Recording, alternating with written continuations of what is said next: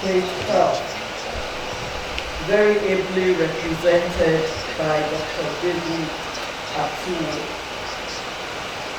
the chairman of the Lagos University Teaching Hospital Management Board, Yemi-Esan, CFR, and it was announced here that he is also my father.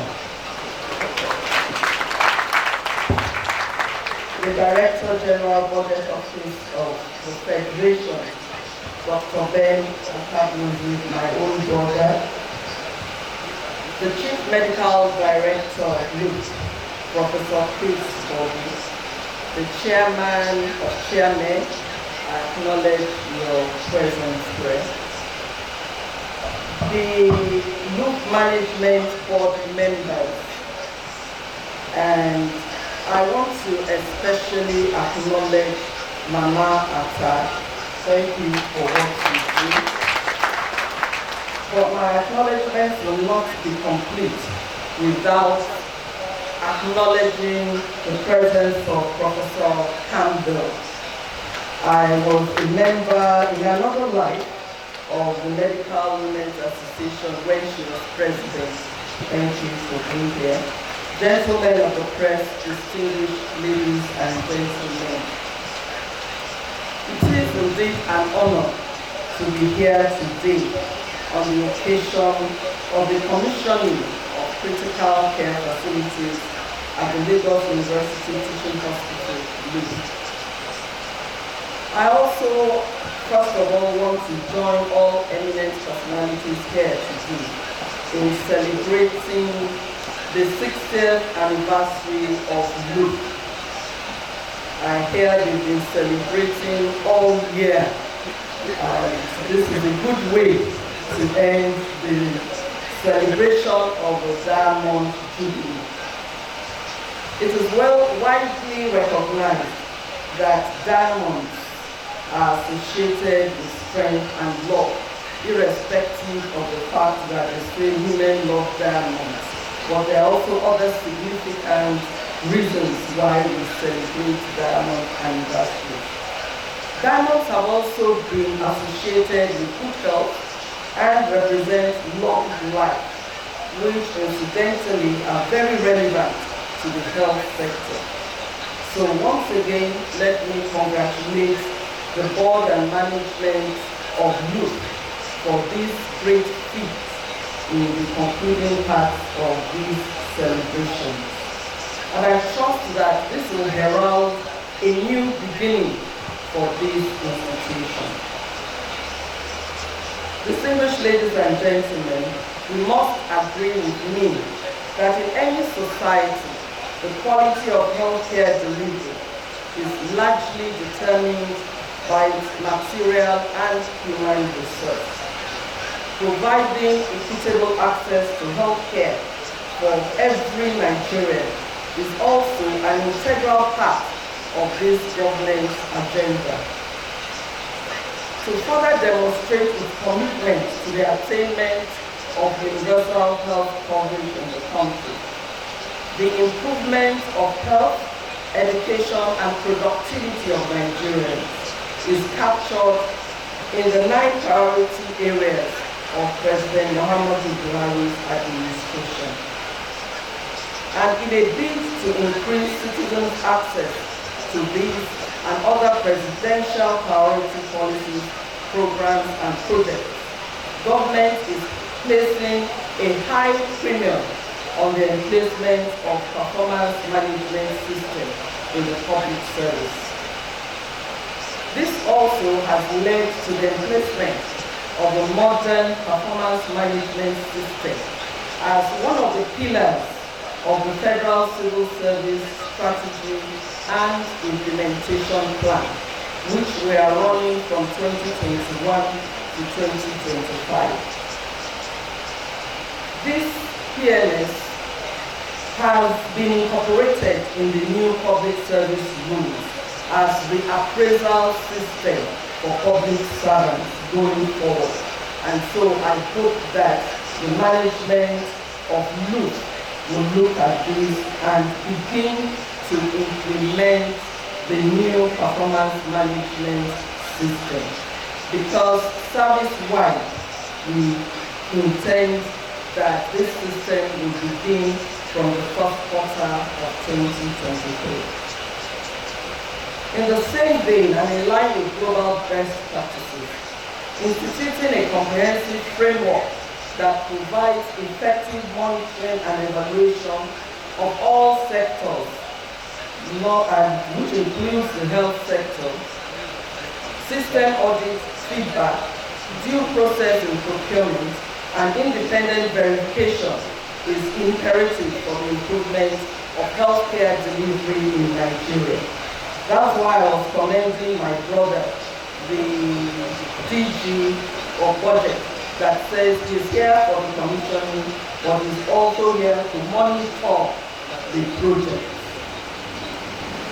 While government is putting in place the requisite infrastructure and mechanisms to drive quality service delivery in the health sector, its efforts require the support of medical professionals and personnel in the country. And this should be done by demonstrating a greater commitment, professionalism, accountability, and responsiveness in the delivery of services to Nigerians. It was in this direction that I charged the Nigerian Medical Association during a recent office visit to my office.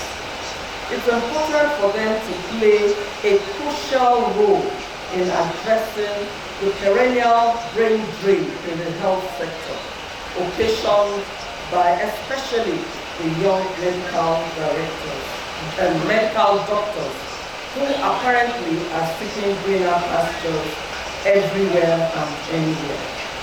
But let me also state that government remains committed to improve conditions of service of medical personnel where and when government can afford to do this. But also sacrifices need to be made where necessary towards ensuring that Nigerians benefit maximally from the services we render.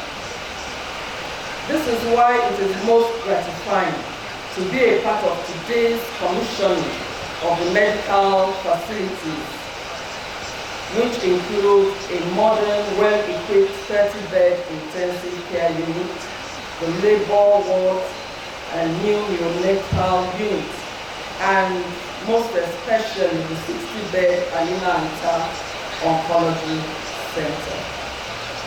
I'm optimistic that with the activation of this facility, the previous gaps in the provision of critical health care and specialized services will be further narrowed. And I also want to state here that the Office of the Head of Service will do everything that we can do to ensure that LUTH gets the required staffing of these new facilities. The erroneous belief that the Office of the Head of Service does not approve staffing, I must correct that erroneous belief.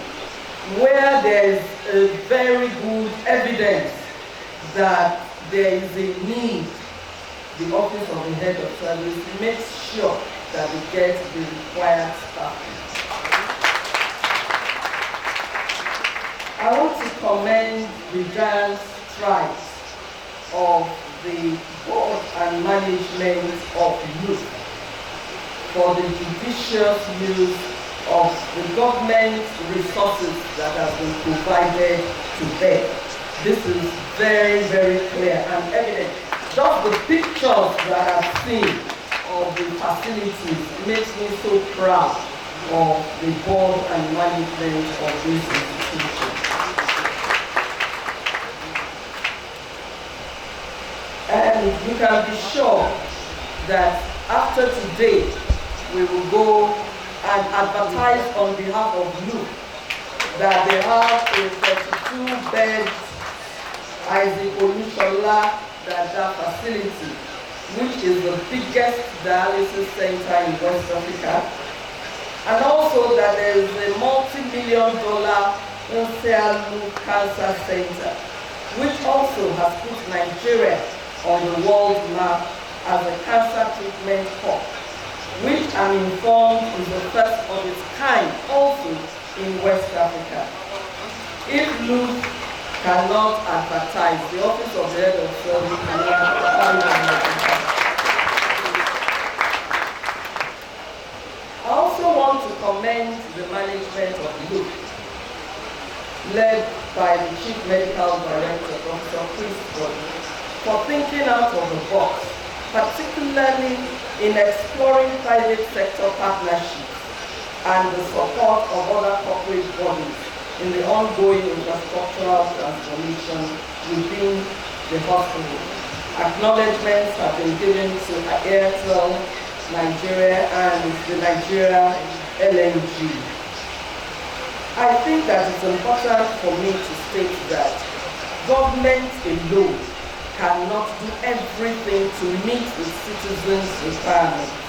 And so we must leverage on partnerships with the private sector and good-willed individuals so that we can make sure that the citizens of Nigeria get the kind of services that they really demand for. The Office of the Head of Civil Service of the Federation is also leveraging on private sector partnerships and yielding remarkable results.